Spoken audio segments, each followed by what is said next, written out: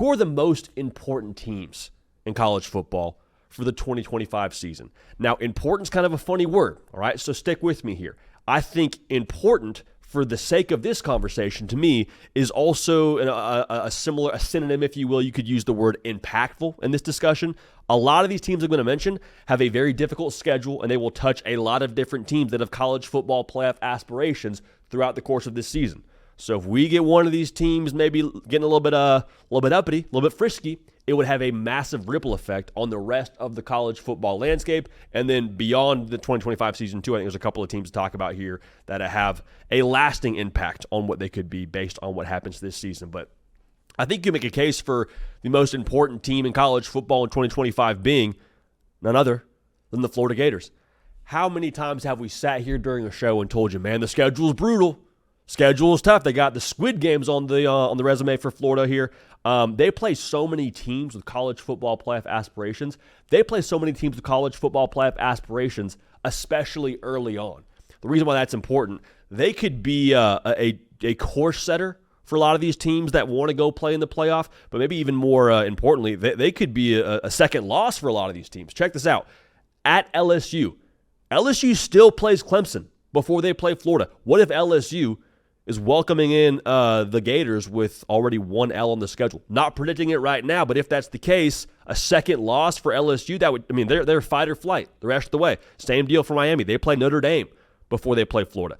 Texas plays Ohio State before they come to the Swamp. You're at A&M. They play Notre Dame before they play Florida. So all that's to say, if Florida ends up being a version of what they were in November from last year, we got DJ Lagway dealing the pill like a shady pharmacist. We got the defense flying around. We got Jay Michael get sturdy one time, getting right with the boys, and he's making some plays on the outside. Eugene Wilson, you hope and pray he's healthy.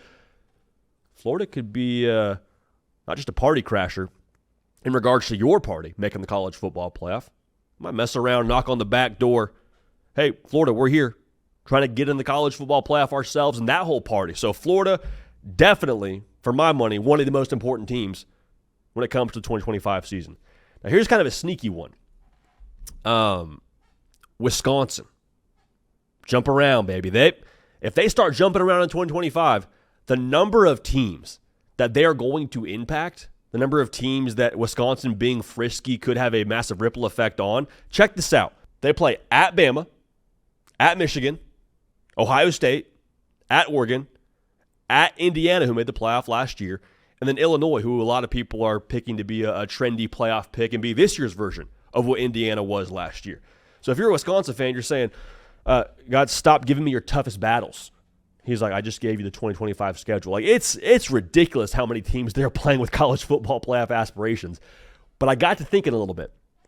Who's Wisconsin's head coach? Luke Fickell. What's his DNA? Scrappy. Drag you into the deep water and try to just make you say uncle in the fourth quarter. The guy's a wrestler from his athletic background. His team, I think, will ultimately reflect that out there in Madison.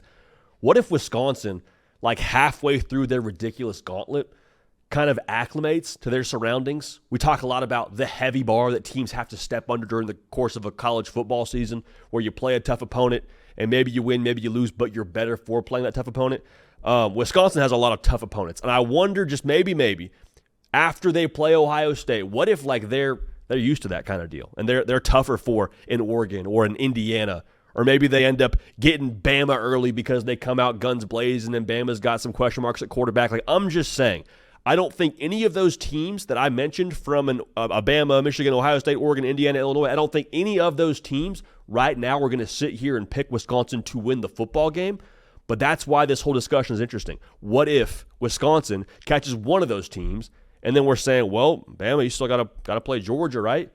I mean, shoot, Ohio State, you're still playing Texas to start the year, and you got to play Michigan at the end of the year. Like, Wisconsin, nobody's accounting for them being a loss on their schedule. So if Wisconsin is a loss on their schedule, get a little bit frisky, that would, I think, be a little bit chaotic. And if we know college football to be anything, it's chaotic. Notre Dame, I think, is also one of the most important teams this year. They have 4 opponents on their schedule with very serious and I would say legitimate college football playoff aspirations when it comes to or college football playoff aspirations. They're at Miami to start, A&M, Boise State, USC. It's all very interesting spots, too, for those teams. Like the game at Miami, Miami's rolling in there with, I think, a very talented quarterback in Carson Beck, but, I mean, it's going to be his first start in a new offense after not getting spring. Notre Dame, new quarterback for sure, but, like, that defense can be flying around for Carson Beck. Is he ready to roll with that one from game one? We'll see. A&M, going to be their first real test. And also, by the way, A&M, after they play Notre Dame, they got to go play a full SEC schedule. Boise State, it's not going to impact their college football playoff aspirations so much as it pertains to like their conference title hopes. But, I mean, Boise State, they don't have an automatic bid from the Mountain West. It's a G5 bid, right? So when it comes to their committee point, if they're able to look good against Notre Dame, or dare I say beat a Notre Dame, that's going to matter a lot to them. I'm not picking that to happen necessarily, but I just want to make sure we're aligned. Like, that game matters a lot to Boise State in the eyes of the committee, much like the Oregon game, I think, mattered to the committee this past season for Boise State. And then USC, they got to play them after Illinois and Michigan. So, like, USC's got their work cut out for them. Notre Dame could crash a lot of those teams' dreams in that way. And then on top of all of that, Notre Dame, I think a lot of us are, at this point in the year, sort of accounting for them taking up a college football playoff spot, but they don't have an automatic bid from a conference. Like 10-2 last year leaves Notre Dame out of the college football playoff. It's a very interesting conversation around Notre Dame, but for the teams they play and the playoff, I think, reservation we all kind of assume they have right now, Notre Dame, one of the most important teams. Here's another one from the SEC. South Carolina, man, the back seven of their schedule, they play what I would call 6 playoff aspiring teams. You're at LSU, Oklahoma, Bama, at Ole Miss, at A&M, and then Clemson, just for good measure, that Clemson game being more important if Clemson is in a spot where they're not going to play for the ACC championship. Here's the deal, man. What do we know about Shane Beamer coach teams? Cocktober, Crowember, you don't want to see them. Like, what if Lenora Sellers is everything that we have billed him to be on this show? Going to be some very sad folks in those respective college towns. Going to be a lot of dreams that are in pieces on the ground, like some fine china. So all that's to say, South Carolina, man, I think with what they have in front of them and all those teams they play, the ripple effect for them in terms of who they could knock out of the college football playoff, much less them themselves make the college football playoff, one of the most important teams in 2025 for my money. Now here's a bonus one for you. What about Texas Tech? There's the 2025 part of this, which is what this whole segment is about. If they go win the conference this year, and the Big 12 is wide open, Big 12 tiers a little bit later in the show, that one, I'll just say this, that's possible, okay? They've done a lot of work in the transfer portal to go make that possible. But that's where I think the importance of Texas Tech lies at a more macro level and a more future-thinking level for the college football world. Texas Tech has reportedly spent in the neighborhood of $10 million on this transfer portal class.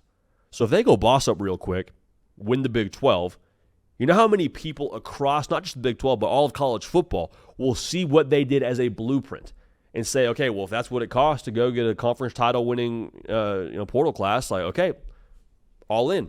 The good schools, the schools that care enough will go do things like that. So Texas Tech, I think, has a chance to just create an eye-opening kind of effect for the rest of college football if they go win the Big 12. And in that way, I say they're one of the most important teams for 2025.